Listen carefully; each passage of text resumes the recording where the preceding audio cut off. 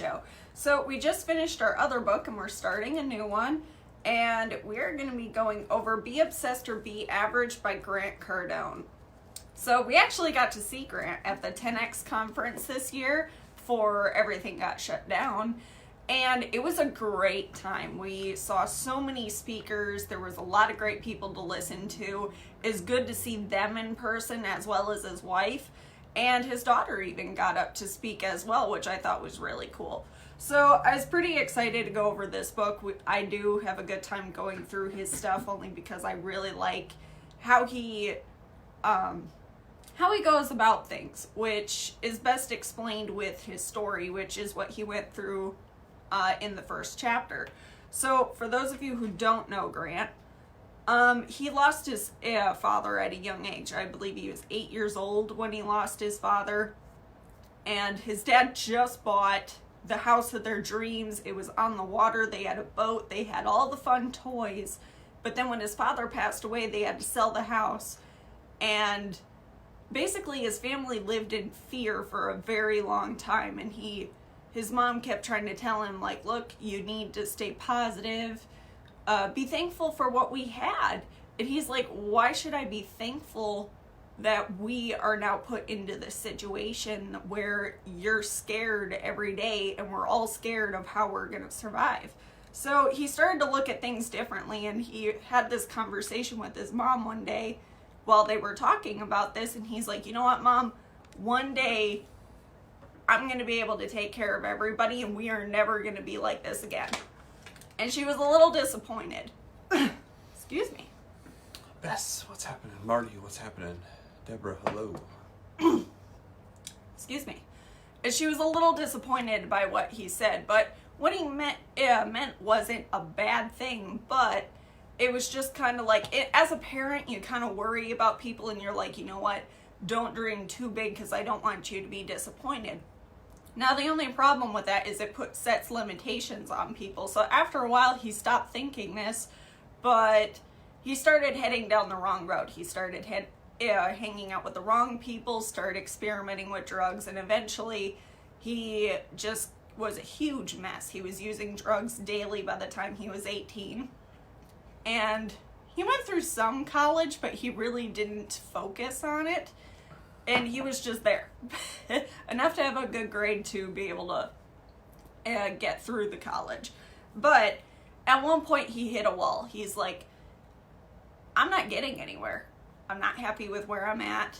I need to stop. Like, what the heck happened to me? And he realized what happened was where he hit that wall, and where he started to really start heading down the wrong road is when he stopped believing in his dream of, I'm going to be a success.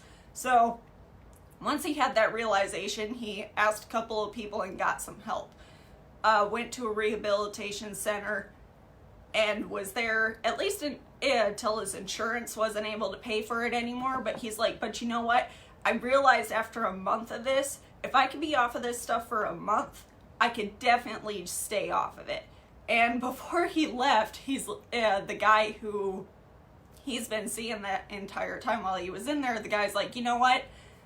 We know guys like you. You have an addictive personality. You're going to be back in here. You can't do anything well with your life. The only thing that you can focus on is just staying clean. You can't do anything more than that. You need to give up your dreams about being rich and successful. And he's like, well, thanks for that pep talk. He's like, here you guys are trying to help people, and you can't even encourage this, which should be a good thing. And he's like, and you know what? I do have an addictive personality, but what is better? Should I stay addicted to drugs, or is it better to be obsessed with the fact that I'm going to go off and do something great? He's like, I know I have an addictive personality, but this is how I'm going to fix it, which is going to be in a positive route. Excuse me, I need a drink. Gotta have that caffeine. Anywho, so at this point, he's like, okay, I really need to make some serious changes. He's like, the first thing that I did when I got home is I started writing out exactly the life and the person that I wanted to be. And once he had this written out, because it's one thing to think it, but it's a different thing to actually write it out and actually make a plan. He's like, okay, now how am I going to get here? He's like, right now I'm working at the car dealership. I'm going to start there. I don't necessarily like selling cars, but it's going to get me at least a step further to where I want to go. So he started out, and he came an hour early to his job the next day. He's like, it was a little nerve-wracking because after where I just was, I don't know how other people are going to treat me, how other people are going to react. He's like, thankfully my boss welcomed me with open arms and it made it a lot easier, but he's like, I showed up early and I was the last person to leave. And he started doing this every single day because he's like, I'm going to go home, and if I have nothing productive to do, I'm going to end up doing something I don't want to be doing. So he just jumped into his work, and what this actually made him turn into the #1 car sales person in the country. And he's like, this is where I want to be. Now, remember what the guy at the center said? When he started having massive success, people started to get worried about him again. They're like, Grant, you can't trade one obsession for another. You need to slow down. You need to take a break. You need to take a vacation. And he's like, no, because this isn't the limit that I want to set for myself. I know I could go further. I want to figure out what else I want to go out and do. And I want to train. He started listening to tapes, salespeople, and he's like, I want to be one of these people that are on these tapes, and I want to go further than that. But the expectation of the average person is when you start to have a lot of success, a lot of people tend to get a little nervous. They're like, you know what? You need to slow down. You're going to get burnt out. And you can't keep this up for very long. And he's like, yeah, but I have to, because this isn't where I want to stay. So it really is based on what you want to do. Now, when this is your family and friends, it's concern because they do care about you, but you have to be able to take what you want. So take what you want from the people and be like, look, I know you mean well, but while we're having conversations, I need you to have positive feedback for me. I need encouragement from you. And if I can't have the encouragement, then I need to have a little bit of space from you. Not that you don't stop talking to them, but you need that little bit of space so it's not dragging you back. And that's what he did. So that's what started his journey on the road to success. And he's like, this is what created that obsession. And he's like, once I created that obsession of like, look, this is what I'm going to get done, there's absolutely no going back. I hit the very bottom, and I know I can be at the very bottom, but now that I've had absolutely nothing, how far can I go to the top? How far can I exceed myself? Where's my potential and where are my capabilities? So that's basically a little bit about his story. So most people never figure out what they're obsessed with because they have been taught to deny their obsessions. So you want to figure out what it is you want and go after it. So a couple of things that a lot of people are obsessed with, it may be Candy Crush, video games, sports, but those are a lot of unproductive obsessions. But what that does tell you, though, if you do have a little obsession with those things, is your obsession means you have the juice to do great things. So your obsession can get you out of the culture of average.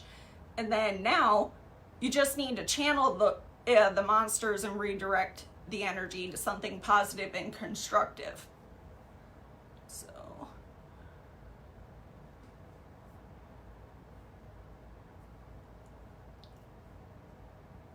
So yeah, that's what he had to say about that. Sorry, I was trying to find my place in my notes. So don't try to stifle or reduce obsession. Instead, give yourself permission to use it and redirect it.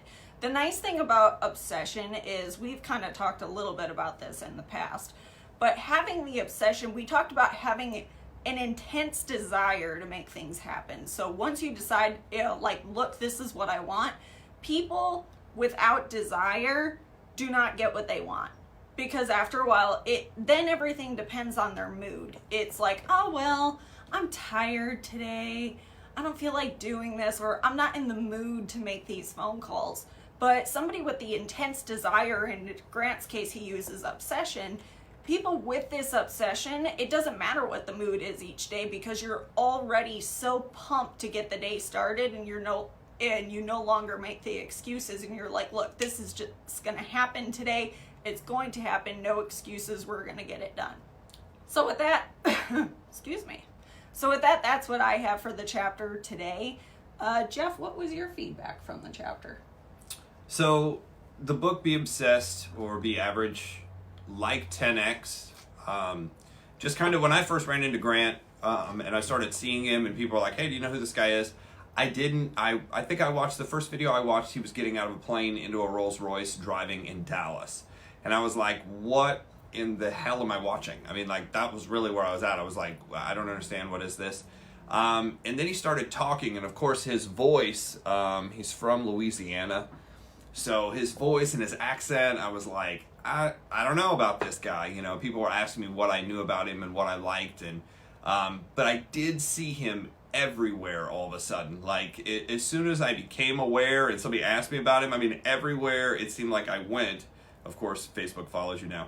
I kind of just started seeing ads and videos, and I was like, okay, who is this guy? I gotta, start learning about who it is, because I'm kind of attracted to things that stand out. And I say attracted to, I want to go research them. I want to find out, well, what is this thing? What's this about? Ty Lopez was like that. Dan Luck's like that. And a lot of those people led me to like Dan Pena. But this book specifically really puts a mindset in you of what it takes to actually dominate and do well in whatever you're doing. I'm actually on chapter 8 of the book. So I'll probably finish that up this week, even though this will be going on, through the end of the month, because there's 13 chapters. But here's just a little bit of what I got. My entire life, people have been telling me that my obsession with success is a bad thing. And guys, I've heard this my whole life. You're burning the candle at both ends. You can't do that. I was like, well, a candle does have two ends to it. So technically you can, and you can't take any of this stuff with you. At the end of your life, you don't get extra time. You can't pull out the, microwave card and be like, but I had a microwave, but I had a quickie this and a fast that, and I had a smartphone. I get an extra couple years. You can't negotiate with the end. So you can only get done what you can get done while you're alive right now. That's both fortunate and unfortunate, right? So, obsession is the missing piece, the mindset that will basically allow you to apply 10x to your life. And what is 10x about? 10x is about, 10xing your dreams, 10xing your goals, 10xing your work ethic. And by doing that, you'll 10x things like your lifestyle and your results. And here's the thing, for some people, it's not just about planes and Rolls Royces and stuff. I mean, that money can be used any way you want to. So that's one of the great things about direct sales that I've seen, network marketing, MLM, affiliate marketing. That's one of the great things about the industry is you can dream in whatever direction. Like, no two dreams are exactly the same. If you build to the top of your company, you can go do whatever you want to do legally. And if it's not legal in this country, maybe you go to another country and, make that happen. Scott's here. Hello, sir. So, hope everybody's doing well during the, shutdown. Everybody's healthy. That's, the main concern. So, chapter 1, it says, obsession saved my life and it will save yours. I knew the first step to getting back on track and be successful was to basically help myself. And, some people do need an outside source of help just to get to the point where they can get to help. I sort of relate to a story a little bit because I was actually locked up at 15, or was it 16?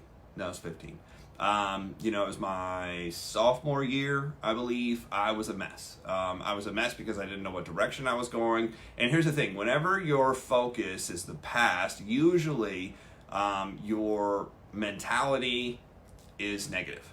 usually. Because when you're always looking backwards, you're always looking at what you could have done, what you should have done, what you might have done, and the reality is you're not doing it. When I talk to people who have the most issues, and being in direct sales, network marketing, handling the phone all day, handling incoming calls all day, and of course our other profession, the holistic health, I have people coming in. It's very easy to identify the people who are having issues because they're always talking about what happened in the past. You're not going to believe what happened to me. You're not going to believe what happened to me. In fact, I have people who I've met with over a course of 10 years, and they're still telling me the exact same story when we get together. Oh, well, this happened, and then that, I got divorced, and then, and I lost this, and I lost that, and I've never been able to get back on track. And they're literally repeating the past over and over and over and over again. Not for me, for them. They don't even live currently on what, today. They live in the past. And what you have to do to turn that around is get obsessed with the future. Call me. Okay. So, I had to rebuild my sense of self before I could get others to believe and trust in me. So, this happens a lot in direct sales and network marketing and bringing people basically into the fold. Why is it so difficult? Why is it so hard? Well, one of the reason it's so difficult and so hard to do this in the beginning is most people have a low self-esteem. And most people have a low self-esteem because they were never taught to focus on goals, dreams, focus. Like there was no class in school on achievement. There was no class in school on dreaming big or, having massive goals. There was no, 10X class. We were taught to what? Draw inside the lines, follow directions. I mean, if you watch, I believe it's Seth Godin. Seth Godin does this whole 10X, it's for kids, 10X for kids. He was speaking at a conference to teachers about the school system and how they basically built the school system to keep you in line. And they built the school system because they wanted to mimic what was going on inside the factory so they could program people to go right from school to the factory. And if you know the story, they basically aligned the bells that started school and started the factory at the same time. And they aligned the brakes for the bells to go off at the same time. And then they aligned the lunch bell to go off at the same time, and then the second break, and then the end of the school day. The bells were exactly the same. They were pre-programming everybody. It's like Pavlov's dog, if you know that story. To do what? They were programming them to follow directions and follow orders and fall in line. The problem is do we still live in that era? Do we still live in the manufacturing era? No, we live in the technology, we live in the information age now. And that teaching doesn't necessarily benefit people, and it keeps you trapped. It keeps you looking at the scraps rather than the successes of where you could be. And then you do have a lot of sayings. I say this a lot, or I tell people this a lot that I talk to, is if you look at the movies and you look at TV shows, if you look at TV shows over the last basically 50, 60 years, you understand why families are in the mess that they're in. I mean, if you go back and look at what were the top shows during the 60s and look at the family, or 50s, and then look at the family dynamic. And actually we're talking 70 years, 70 years. Because right now the baby boomer generation is hitting 65 and up. So if you look at that generation that raised kids, from the 50s on, not raising kids from the 50s on, but were born in the 40s and 50s, just after World War II. If you look at that group of people and you look at what was on in the 50s, look at the family dynamic of the shows in the 50s. Just look up what are the top 5 television shows in the 50s. Then look up the top television shows in the 60s and look at how it changes. Then look at the 70s, then look at the 80s. Now, why am I making so much focus on television? What were people doing with the majority of their time when they weren't with families? They were watching TV. Today, right now, the average kid graduating high school, this is by Nelson Ratings, the average kid graduating high school watches twice as much television as they do school, as they are in school. So if you want to know who's raising people, if you want to know who's putting ideas in your mind, it's actually TV, it's the media. That's who's basically pre-programming everybody to walk and fall in line. And it's similar to what was going on in the factories. in the school system originally. It's very similar.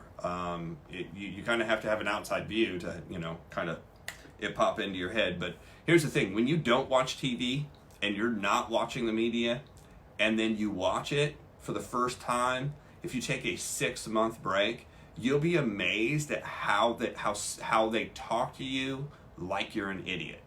And you don't even realize it. You'll shake your head along with, oh yeah, and then you'll defend insane points on all spectrums. You'll basically defend all these insane points, but it's not even logical. It doesn't even make sense, But that's the programming. That's how strong it is, and that's why it's so hard to be obsessed. Diana's here. What's up? So I had to rebuild my sense of self-worth, and that's what we're talking about. If you want to rebuild your self-worth, what does that take? It takes basically diving into personal development and professional development. It takes listening to a video or an audio every single day for about an hour. Now, what we're talking about is listening to a video or listening to an audio, not of us necessarily, but of somebody in your industry that's doing well, and you start specializing, because obsession has a lot to do with speciality. You want to specialize in what you're doing. The book Think and Grow Rich, he references Andrew Carnegie and Napoleon Hill in this book, but in those books, in Think and Grow Rich, it talks about you'll never get paid big money as a jack of all trades. You'll only get paid big money if you become a specialist and you become obsessed with what?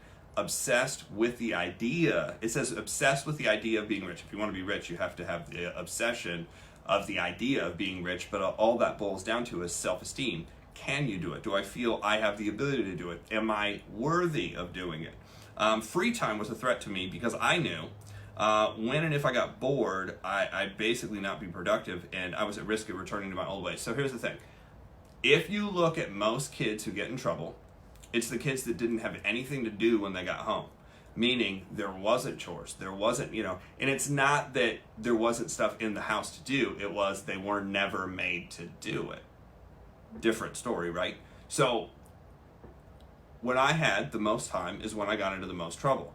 It was amazing that a lot of the people who had other goals that were in sports, that were in extra activities, they didn't seem to get in trouble quite as much. Why is that? Because they were busy doing things, succeeding, and you had to be more organized. Obviously, if you have 2 hours worth of homework and you have 8 hours to do it, when are you going to start as a kid if you don't have self-discipline? You're going to start at the end, and then you're going to run out of time, and then you're going to be tired, and then, it's going to affect everything you do. So, when you learn how to control your focus of your obsessions, you'll become powerful and unstoppable person capable of making your own dreams a reality. So, bless you. Excuse me.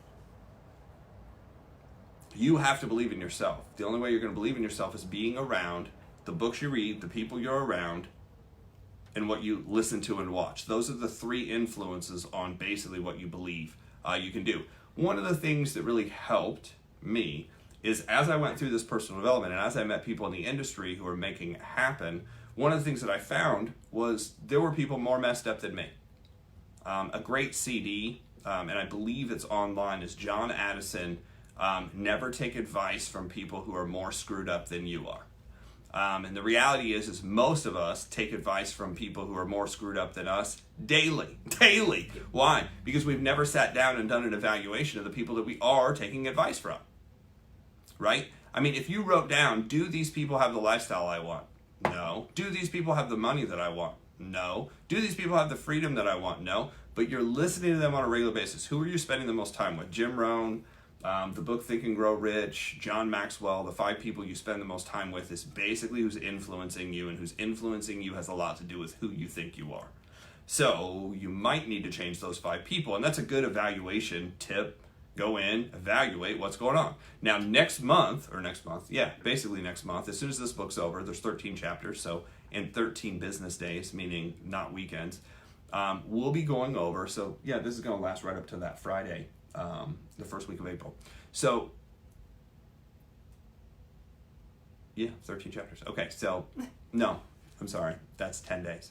I can't do math today. Can't math today. We're actually going to be ending on a Wednesday, so in the middle of the week.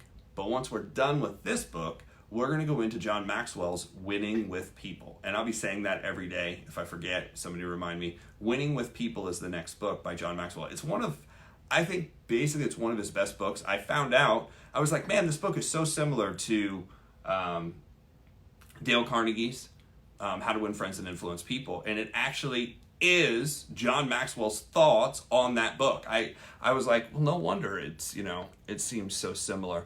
But I really like the way John lays it out. If you read the book,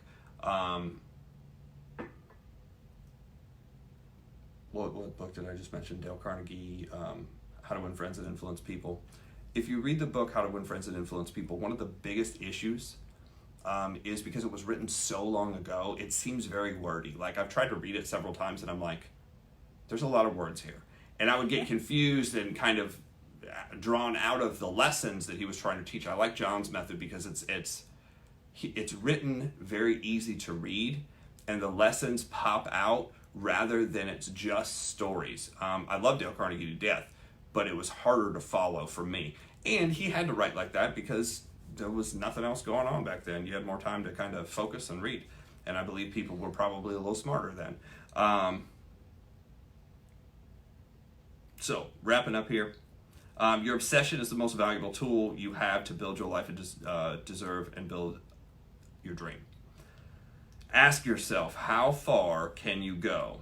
How much more can I do? What do I want to become completely obsessed with that will lead to my success? So it's going to take a focus. It's going to take a massive focus. What are you getting good at? A lot of people are like diversity. No, diversity is what happens with people. That's kind of a trick to get you not to focus. By the way,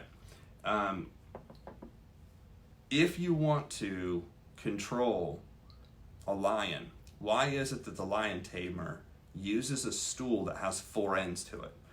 And the lion obviously could jump off the pedestal and, eat the guy. But why is it that a stool would stop a 800 to 1,000 pound cat from not devouring what basically is easy prey and something they would eat anyway? It's actually because the 4 stools, because you have 4 things that they're trying to focus on, the mind gets confused and they can't focus on 4 things at once. And if you ever see kind of, them do it, the cats are kind of like, they're on the thing and they'll swat at it, trying to knock it down, but like they're mesmerized. And unfortunately, that's a lot of what we do as humans, is we kind of get mesmerized by the TV and mesmerized by the movies and mesmerized by the shows and mesmerized by TikTok and mesmerized by YouTube and mesmerized by stuff. And what happens is you don't have the ability to focus on the stuff that's actually important, what you want to go get done. So what are you going to focus on today? Figure that out. And if you want notes on, basically, because I take notes, Brandy takes notes every single day.